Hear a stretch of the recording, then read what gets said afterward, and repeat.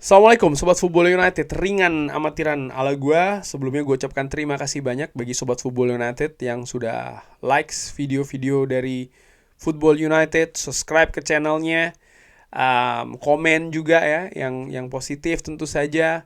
Dan terima kasih yang sangat besar juga bagi Sobat Football United yang sudah join nih sebagai member di channel ini. Dengan join sebagai member ini betul-betul support yang luar biasa besar ya untuk gua untuk selalu rutin memberikan konten-konten terkait dengan Manchester United. Nah, di video kali ini gua ingin berbicara ada sebuah informasi di channel dari Fabrizio Romano terkait dengan Christopher Nkunku ya kan, yang dihubungkan dengan Manchester United. Seperti apa ini sebenarnya keadaannya? Christopher Nkunku sendiri sempat dalam periode yang cukup lumayan panjang ya, dia cedera, dia absen.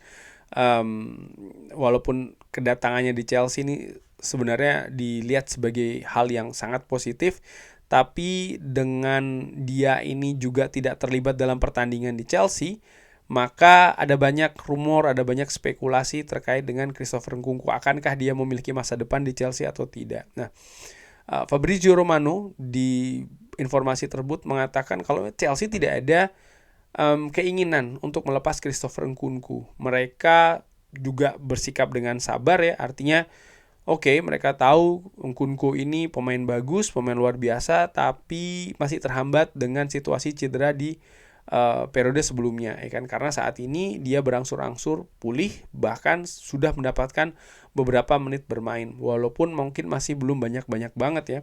Namun Chelsea tetap sabar ingin memberikan kesempatan kepada Nkunku dan tidak bersiap untuk mendengarkan tawaran-tawaran dari klub lain. Nah, bagaimana dengan Manchester United sendiri?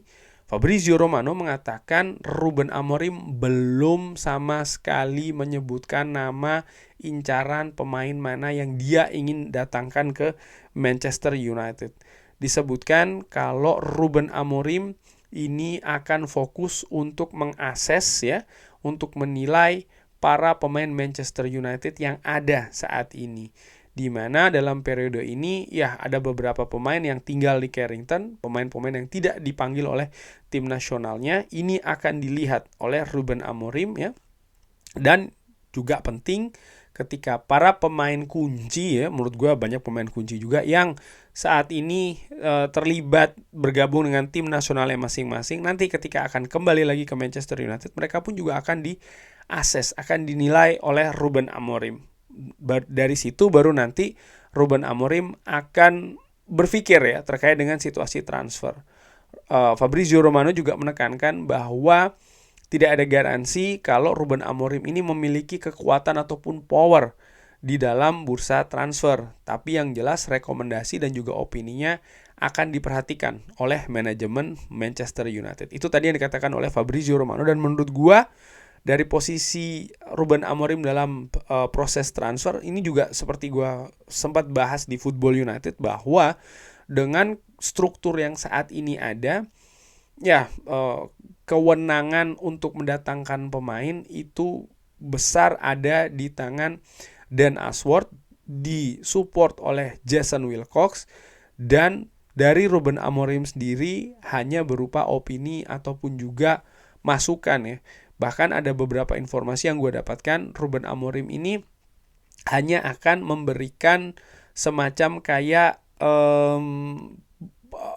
keterangan sebagai kayak profil posisi apa, pemain seperti apa yang dia inginkan, tapi tidak spesifik menyebut nama pemain. Gue sempat menerima informasi seperti itu, dan kewenangan dari sporting director dan dalam hal ini Dan Ashworth serta Jason Wilcox, mereka inilah yang lebih punya ya semacam kayak power ataupun kekuasaan untuk mengeksekusi, memproses serta mengeksekusi mendatangkan pemain, termasuk juga nama-nama yang ingin didatangkan. Karena baik itu Dan Ashworth, Jason Wilcox, dan tentu saja dengan support dari Omar Berada ya, Manchester United ketika di bursa transfer ini tidak hanya mendatangkan pemain untuk kebutuhan jangka pendek, tapi juga dilihat jangka menengah serta jangka panjang. Dan roadmap ataupun blueprintnya ini ada pada Dan Ashworth yang didukung juga oleh Jason Wilcox serta disupport juga oleh Omar Berada. Sementara Ruben Amorim sendiri bebannya ataupun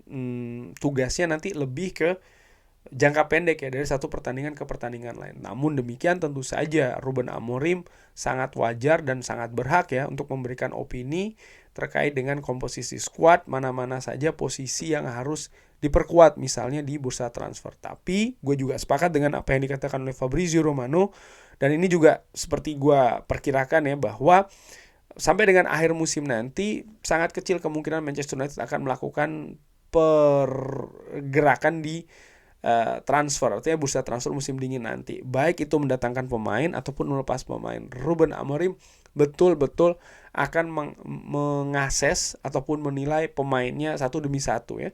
Artinya mana-mana saja yang akan bisa bermain dengan sistem yang ingin dibangun, formasi yang akan dikembangkan, dan lain-lain.